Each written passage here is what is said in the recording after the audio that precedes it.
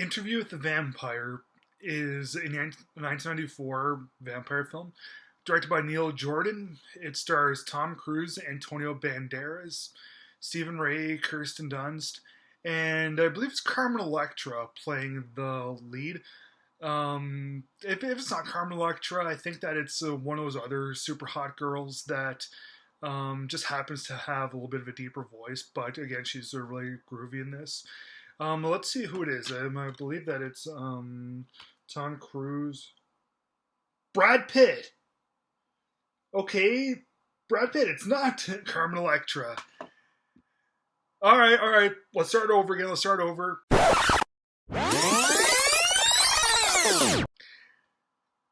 Interview with the Vampire is a 1994 vampire film directed by Neil Jordan. It stars Brad Pitt, Tom Cruise, Kirsten Dunst, Antonio Banderas, Stephen Ray, and Christian Slater. Now, this was probably, from what I can remember, it's probably the first vampire film that featured really good-looking, overly flamboyant, overly feminine vampire guys in this. I mean, like, you got Brad Pitt, who's he's just simply a good-looking dude, but the way that Neil Jordan is able to make him in this with his extra long hair, he looks like a hot girl. Now, yeah, you got Tom Cruise, and he tries to make Tom Cruise and Antonio Banderas also look feminine, but yeah, Brad Pitt wins in terms of who looks the girliest. Could be a bit of a compliment on Brad Pitt's behalf. You know, good-looking dude or whatever. But, you know, aside from that, the movie itself, let's get into the actual movie and how everything goes. So the movie stars Brad Pitt, and he's a 200-some-year-old vampire. He's talking to Christian Slater in contemporary time. Talking to Christian Slater, giving his memoir to him. Christian Slater plays just a regular guy who's getting information about how Brad Pitt first became a vampire, his first few years, and what really happened during his first few years. Apparently, he was a young man in his mid-20s, and he gets bitten by one of the head vampires, who's Tom Cruise, and Cruise shows him the ropes of everything.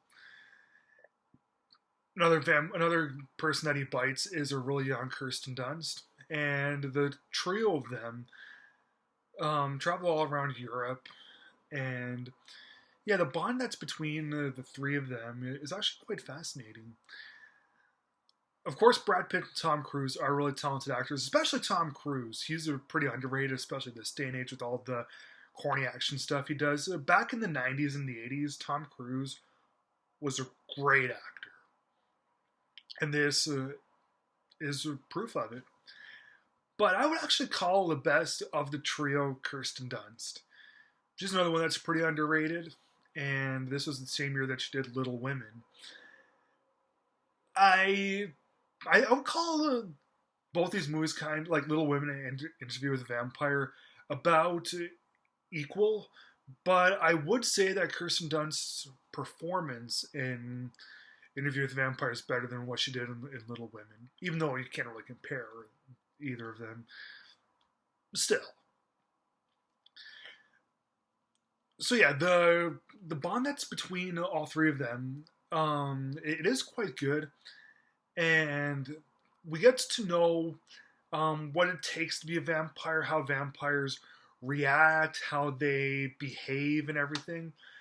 This is more of a psychological character study of a vampire than it is a regular vampire tale, as opposed to like Dracula or Blade or The Lost Boys. Nothing wrong with that or anything. I'm just saying that, in fact, it's the opposite if there's something being wrong with that. It is good that there's an actual psychological character study with vampires, and it's not just a regular old vampire, although there being more vampire action in this probably would have made it a little more fun, more enjoyable. But the way that it stands right now, it is a pretty good movie.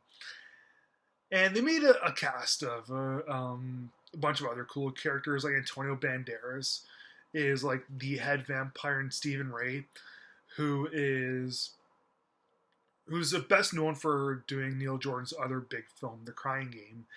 He's also really good in this, and they even do a good job making Stephen Ray look like a good-looking dude. So that's kind of funny.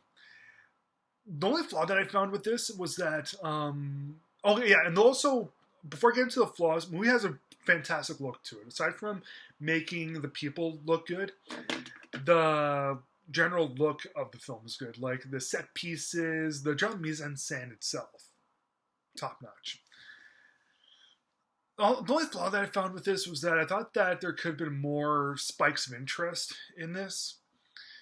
Like the whole movie does keep a pretty good level of interest throughout the whole thing, but there isn't really a whole lot of emotional oomph behind it all.